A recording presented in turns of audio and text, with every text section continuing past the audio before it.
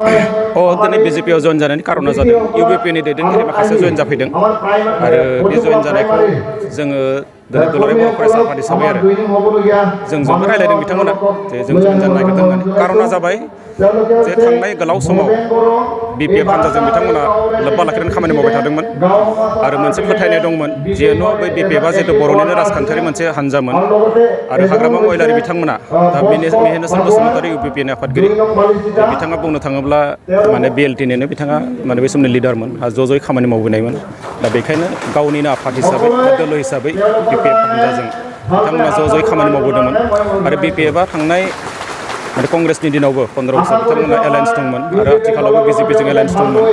खिन्थु जेरैबायदि फोथायनानै बिथांमोनजों खामानि मावबोदोंमोन नाथाय थांनाय नैबे समाव जों नायदों नैबे थांनाय 31 आगस्टनिफ्राय 3 सेप्तेम्बर खालि आसाम एसेम्बलि जादोंमोन दा बे जिरायनायावनो बर' कसारि वेलफेयार अट'नमास काउन्सिल बे डिमान्डखौ जिहेतु इउबिपिआ लाबोबाय थादोंमोन आरो दुलाराय बर' फरायसा आफादनिबो बेयो जोंनि नैथि डिमान्डआव दङमोन जे बड'लेण्डनि बड'लेण्डनि बाहेरायाव थानाय बर'फोरनि राजखान्थियारि मोनथायनि जि मोनसे दाबि बेयो दङमोन दा नैबे बर' कसारि वेलफेयार अट'नमास काउन्सिलखौ दानानै होगोन होननानै बिथांमोना खोथा होबाय थादोंमोन नाथाय बिराद गल्डेन मोनसे चान्स मोन्दोंमोन बिटिआर एकर्डजों फैफानाय बे दफाखौ मावफुंनो थाखाय 5.1 नाथाय बिथांमोना चन्दन ब्रह्म WPDR-BCनि मन्थ्रिमोन नाथाय बिथाङा मावासै दा मावना होयैनि कारनखौ बिथांमोना बुंदों जे बिश्वनाथ आरो सनितपुर जिल्लाया बे बर' कसारि वेलफेयार अट'नमास काउन्सिल हाबाबा जों बेखौ मावफुङा होननानै बिथांमोना बुंनायलाय बे बुस्थुखौ मावासै दा जियानो जा दिनै बिजेपिआव बिथांमोना हाबनायनि गुबै कारनानो बेनो जिहेतु बिपिएफजों बिथांमोननि गोलाव समनि जे सोमोन्दो बे सोमोन्दोखौ बिथांमोना दिनै फोजोबनानै लानाय बादि जादों आरो बेखौ फोजोबनाया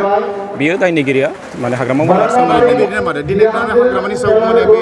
बिटिआरनि बाहेरनि मानसिफोरा थारमाने फोथायनाय गैला फोथायनाय निस्सय थाखानाय नङा इउबिपिआवबो गैला जोंबो गैखाया जोंथ' सिगांनिफ्रायनो फोथायखाया खारन बिथांमोना गोलाव समाव जोंखौ लानानै दुलाराय बर' फरायसा आफादखौनो जा बा बर' हारिनि गेजेराव जे डिभाइड एन्ड रुल पलिसि लाबोबाय थानाय जों नुदों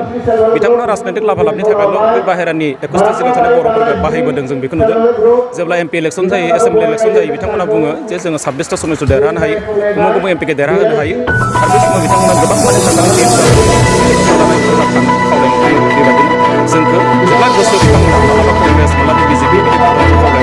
बुंबोदों जोंखौ थिनबोदों आरो किसुमाननि सार्थनि खाथिराव बा जेंना फोजोबनायनि खाथिराव आरो लिडार हिसाबै बिथांमोनखौ मानिबोदों मान होबोनायनि खाथिराव बेखौ मानिबोदों